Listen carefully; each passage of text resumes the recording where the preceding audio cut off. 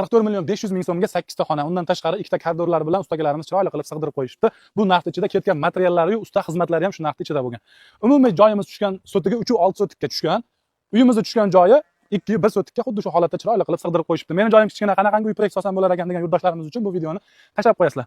Ustalarimiz ham o'ta insofli, arzon narxlarda qilib beradigan ustalar bo'lar ekan. Agar ustalarimizning xizmati rostdan arzon bo'ladigan bo'lsa, yurakchani qizartirib, kanalga obuna bo'lib qo'yasizlar.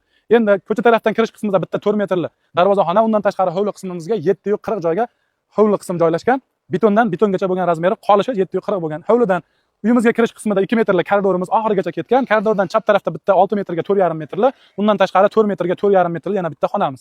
Endi koridorimizni oxirgi qismiga sanuzil hammomlarni mo'ljallashgan ekan. Uylar bitgandan keyin pergorodkada to'sib chiroyli qilib shu joylarga hammom sanuzillar joylashtirishar ekan. Endi koridordan kirib kelganimizda o'ng tarafimizda bitta 2,5 metrli yana bitta uzun koridorimiz joylashgan. Koridorimizda chap tarafida 4 metrga 3,5 metrli 3 ta bir xil xonamiz, o'ng tarafida xuddi shunga o'xshagan yana 3 ta bir xil xonamiz bo'lgan.